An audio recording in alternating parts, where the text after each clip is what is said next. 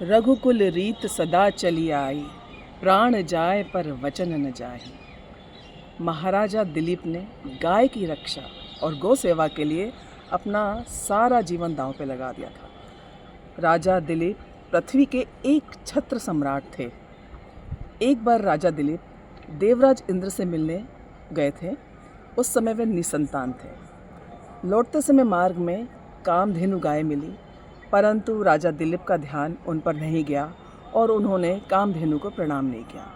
नाराज होकर कामधेनु ने यह श्राप दिया कि जब तक यह मेरी बेटी नंदिनी की सेवा नहीं करेगा तब तक इसे कोई संतान प्राप्त नहीं होगी। अतः महाराज दिलीप अपनी महारानी सुदक्षिणा के साथ अपने कुलगुरु महर्षि वशिष्ठ के पास गए और महर्षि वशिष्ठ जी ने उन दोनों को 1 महीने तक नंदिनी सेवा करने के लिए कहा। आश्रम में जाकर वे दोनों नंदिनी की सेवा करने लगे। महारानी प्रातःकाल उस गौ की पूजा करती। गौ दोहन के पश्चात महाराजा नंदिनी को लेकर वन में जाते, सायंकाल वापस लौटते और रात्रि में गौ के समीप ही भूमि पर शयन करते। गौ की सेवा करते करते कई दिन व्यतीत हो गए।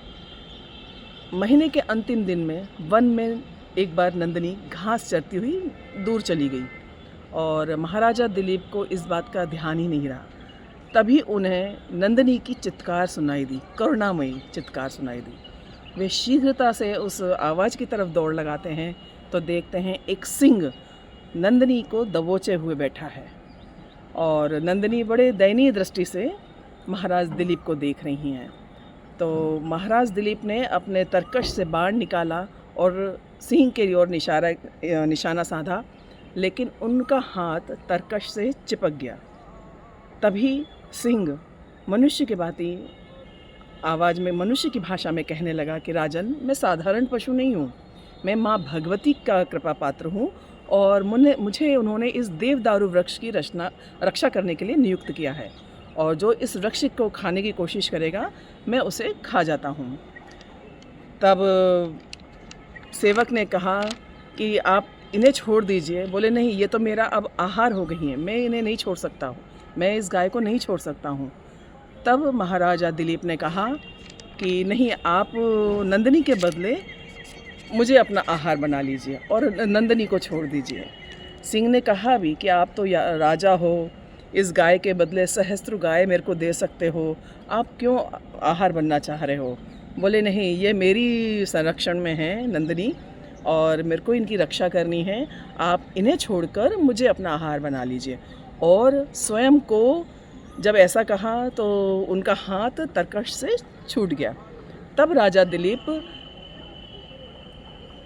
सिंह के सामने मस्तक झुकाकर बैठ गए, अपना उनको आहार स्वरूप अपने आप को प्रस्तुत कर दिया। तभी आवाज़ आई, वत्स उठो, क्या कर रहे हो? तुम अपना शरीर देना चाह रहे हो? तो तब राजा दिलीप ने अपना मस्तक उठाकर देखा तो वहाँ कोई सिंह नहीं था, सिर्फ नंदिनी थी। उन्होंने कहा कि मैं तुम्हारी वत्स परीक्षा ले रही थी, तुम अपने परीक्षा में उत्तीर्ण हुए हो, कहो क्या मांगते हो? बोले मुझे तो संतान चाहिए। तो बोले ठीक है, मेरे दूध का दोहन करो और संतान प्राप्त होगी। बोले नहीं, मैं आपके दूध का दोहन इस वन में नहीं कर सकता हूँ। आपके दूध पर सबसे पहले आपके बछड़े का अधिकार है, उसके बाद गुरु का अधिकार है और गुरु की आज्ञा पाकर ही मैं आपका दुग्ध पान कर सकता हूँ और मेरी पत्नी भी। इससे नंदिनी और प्रसन्न हुई और तब जाकर आश्रम में जाकर अपने बछड़े को दूध पिलाकर गुरु वशिष्ठ जी की आज्ञा से राजा दिलीप ने दूध पान किया उनका। और उनके आशीर्वाद से, कामधेनु के आशीर्वाद से, नंदिनी के आशीर्वाद से राजा दिलीप के बहुत महान प्रतापी राजा हुए रघु। और इसी रघुकुल में राजा राम जी का जन्म हुआ। चक्रवर्ती राजा दिलीप की गौ भक्ति की कथा हमें निष्ठा, समर्पण, धर्म के प्रति अपार श्रद्धा का महत्व सिखाती है। और ये कथा इस बात का प्रतीक है कि सच्ची भक्ति से कोई भी कार्य असंभव नहीं है। ज़रूरत है अपने को भगवान के प्रति समर्पित करना और सच्ची निष्ठा से उनकी भक्ति करना। राधे राधे, जय सनातन।